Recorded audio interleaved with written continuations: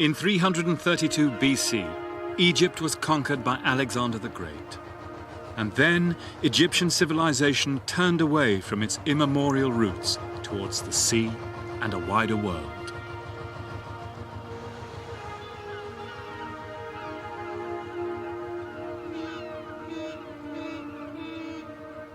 On the Mediterranean coast, a new capital was founded which became the meeting place of Europe and Asia on the shore of Africa, Alexandria. The greatest market in the inhabited world, wrote the Roman Strabo. Beacon to traders from all nations who came by land and sea, bearing spices from South India and the treasures of the Silk Route to China. It's paradise here, said the poet Herodas. You can get anything you want. Money, shows, games, women, wine, boys, the best library in the world. In short, all earthly delights.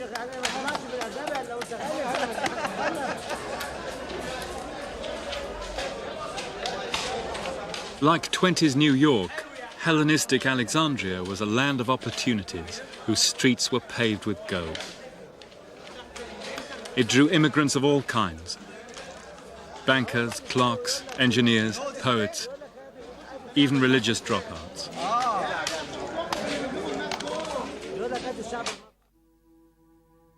These extraordinary mummy portraits allow us literally to look into the eyes of such people.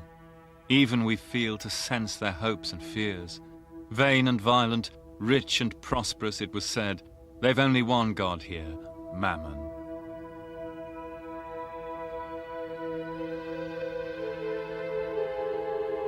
Our good life in Alexandria was brief, wrote the poet Cavafi. But how potent were the perfumes, how splendid the bed on which we lay, and to what sensual delight we gave our bodies.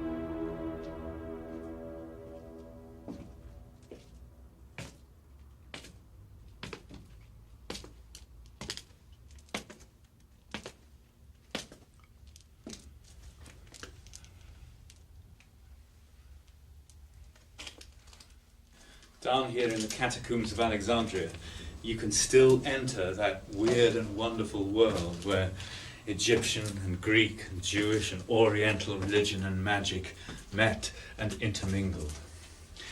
The Greeks who came here to Egypt were very open-minded about the local gods. The deep experience of Mediterranean paganism made it easy for them to identify Amun with Zeus, or to say the Egyptians worshipped Aphrodite, the goddess of love, but they called her Hathor. And how that worked in practice, you can see in this astonishing tomb deep below the streets of Alexandria. At first sight, it looks like a typically Egyptian tomb with papyrus columns and the winged disk of the sun behind and the row of cobras' heads. But when you look closer, you notice human figures in ancient Egyptian poses, but with Greco-Roman faces. On each side of the door, guardian serpents, but carrying the snake-entwined staff of Hermes, the Greek guide of souls, and above them, Medusa's heads. And when you go inside the tomb itself, you can see that the sarcophagi are decorated with traditional Greek motifs, bunches of grapes, wreaths, cattle skulls and masks. But above them are the ancient gods of Egypt. There's Isis protecting the sacred bull with her wings, and over here Thoth, the god of wisdom, the falcon-headed Horus tending to the mummy of the dead, and here even the jackal-headed Anubis, the guardian of the dead, wearing Greco-Roman military gear. This, then, is the strange synthesis that emerged in Greek Egypt.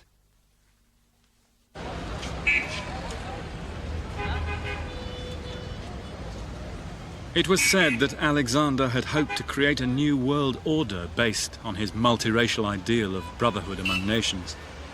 But with hindsight, ironically, we can see that his Hellenistic empire actually laid the cultural foundations of Islam.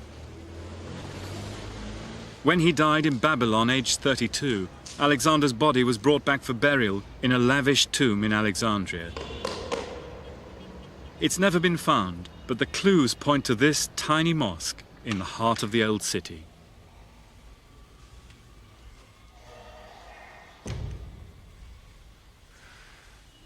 An Arab traveller who came here in the 9th century AD described this place as the Mosque of the Two-Horned Prophet, a strange echo of the ram's horn helmet with which the Egyptian priests of Amun had crowned Alexander the Great.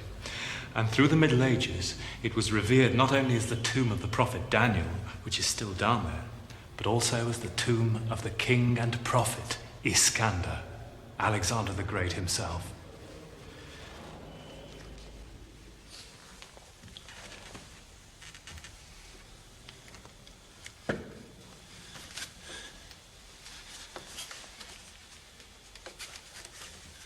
The tunnels and cellars that fan out from underneath this mosque have never been explored properly.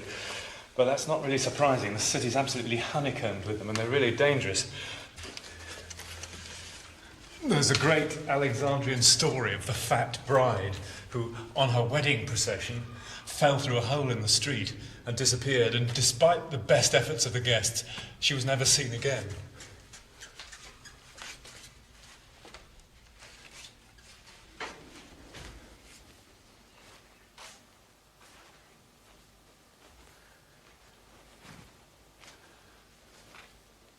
In 1850, a servant at the Russian consulate came down here and got lost in the corridors.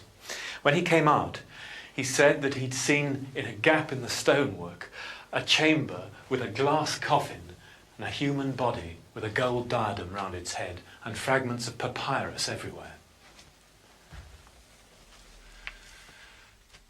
That description closely matches the last classical witnesses of the tomb of Alexander the Great. But suspiciously so. He was probably lying.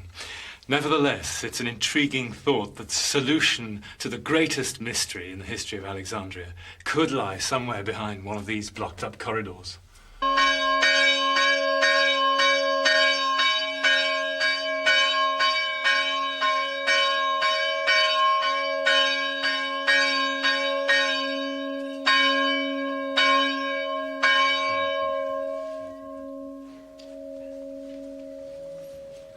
It's 3 a.m. in the remote monastery of St. Paul, near the Red Sea.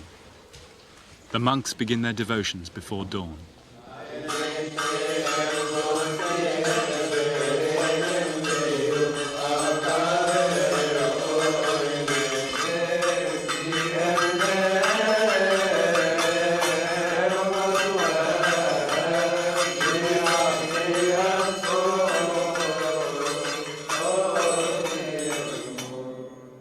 These are Christian Copts. Their name means Egyptians, and their language and music contain survivals from pharaonic times. Their culture goes back to the early centuries AD, when Egypt became part of a Christian Roman Empire. And even today, they represent nearly 10% of Egypt's population. This church was founded in the 3rd century AD by St. Paul the Anchorite.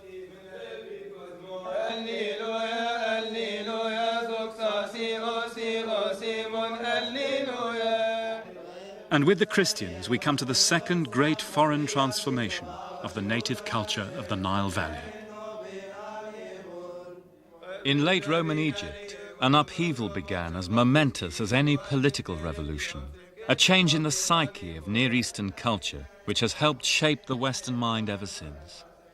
A vision of life which believed in withdrawal from the world. Monasticism.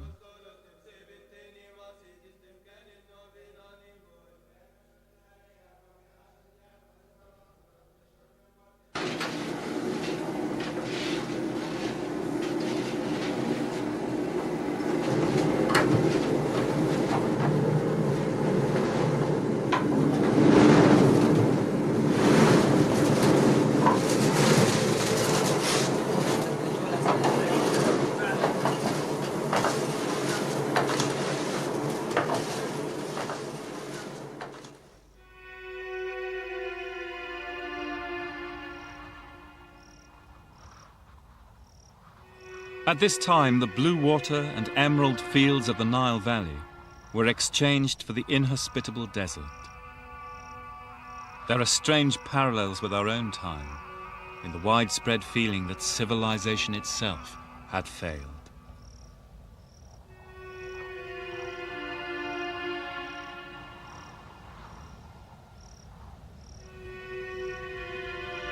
Better cities may arise one day, said the Egyptian philosopher Plotinus. Our children, though conceived in a sinful age, may build better than their fathers.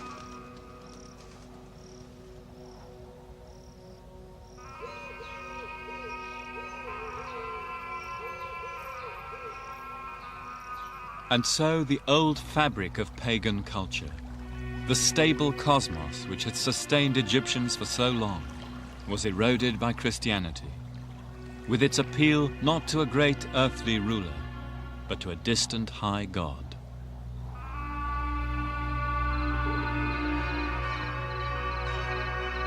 This was a time, said one, when we realized how insecure the human condition is.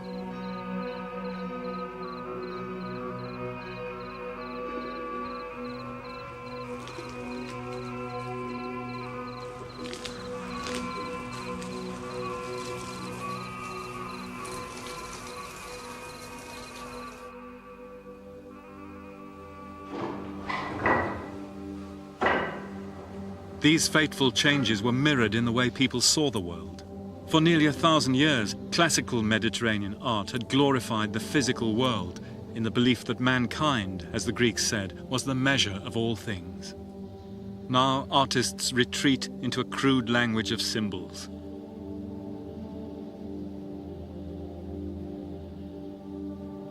To us, in the age of Freud and Jung, it looks like a failure of nerve, a loss of faith in the material world, perhaps even deeper psychic trauma. Everything has gone, said Cyprian. Honesty, friendship, skill in the arts, standards in morals. This vast and wonderful world is heading for destruction.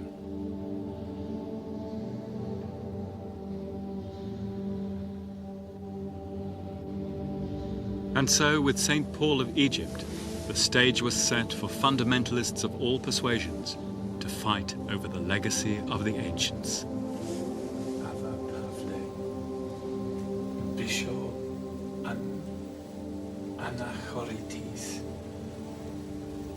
Chief of the Anchorites, born in the city of Alexandria, AD 228, died AD 343.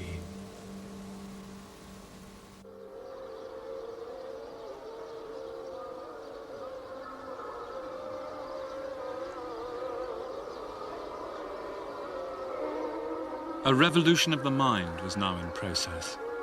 And out of this crisis, a new religion would emerge as the dominant culture of the whole region. In 641, Egypt was conquered by Muslim Arabs bearing a new gospel, that of the Prophet Muhammad. And here in Edfu, the town of Horus, ordinary Egyptian people in their mud brick slums around the temple soon began to abandon the uncertainties of the past for the certainties of a single God, Islam. And so, here in Edfu, in Upper Egypt, as throughout the Mediterranean and Near Eastern worlds, the Christians and the Muslims were the inheritors of the ancients.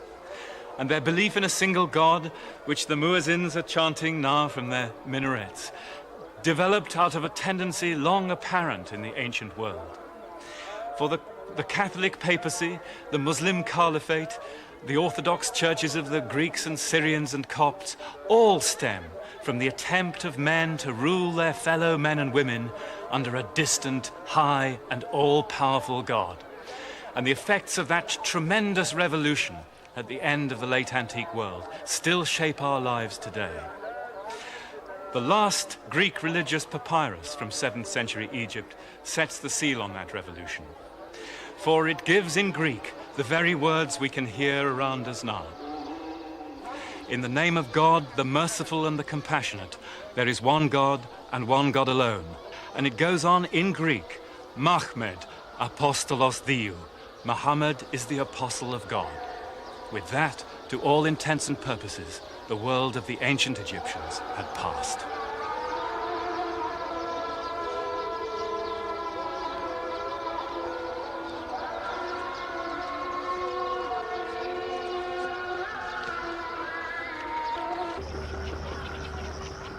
The change to Islam would take many centuries.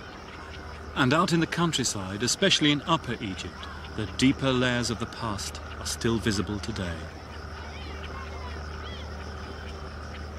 It's the eve of the full moon in mid-March, heralding the onset of the heat of summer.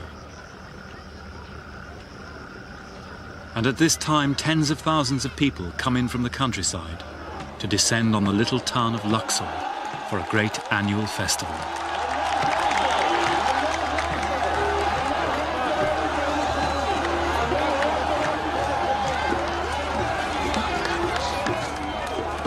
Up here, people still celebrate the ancient feast days, the spring festival, the rising of the Nile, and especially the 40 days of mourning for the dead.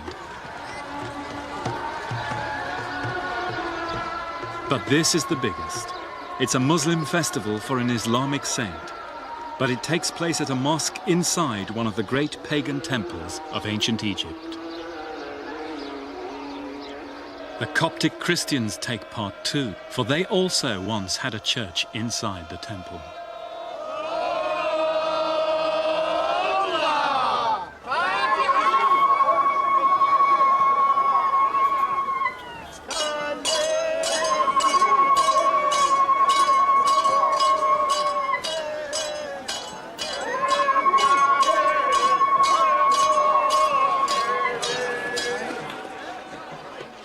The saint himself, Abu Haggag, died in the 11th century, at the point when Islam was becoming the majority religion here. His tomb inside the mosque has been a place of pilgrimage ever since. As everywhere, orthodoxy may demand one thing, but what the people do is another matter. And in the worship of sheikhs and saints, the ordinary people, the fellahin, fill the void between their daily hopes and fears and that distant high God. The night is passed in passionate celebration with the traditional music and songs of Upper Egypt.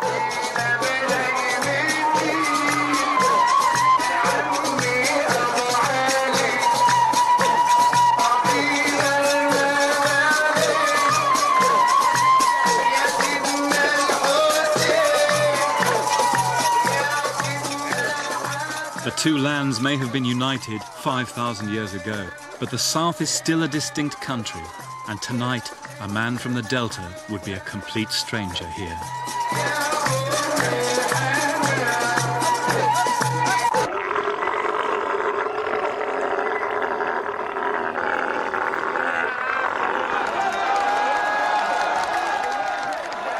Next day, the festival reaches its climax. The living descendants of the saint lead a huge procession around the ancient temple and its mosque, bearing representations of the coffins of Haggag and his sons. Bringing up the procession are Luxor's guild of ferrymen bearing boats. They're on trucks these days, but nonetheless the ferrymen are discharging their traditional duty, just as their ancestors did thousands of years ago, when around the streets of ancient Luxor, they bore the boat of the sun god Amun.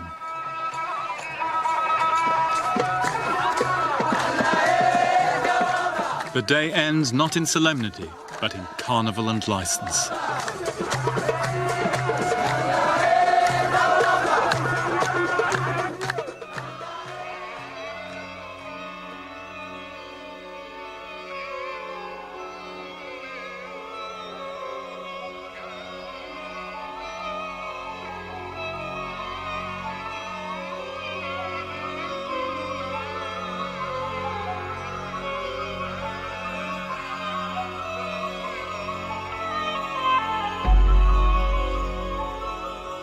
The ancient legacy also survived in the city. Cairo, the mother of cities, as Ibn Battuta said. Its numberless buildings peerless in their beauty and splendor.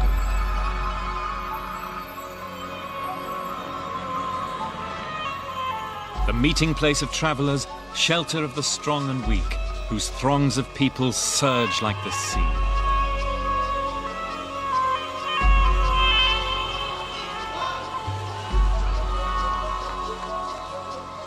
Founded in sight of the ancient capital Memphis and the pyramids of Giza and Saqqara, Cairo has long been the cultural capital of Arab Islam.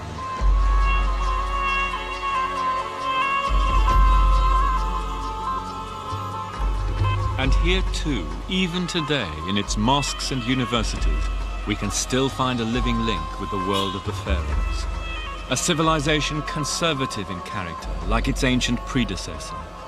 Here in the Al-Azhar, the leading teaching mosque of Islam, older than Oxford or the Sorbonne, learning is still the study of the sacred texts, binding the land together as it did in ancient Egypt. In city and countryside, then, the modern Egyptians still do some of the things their ancestors did, for all the apparently cataclysmic breaks in their history.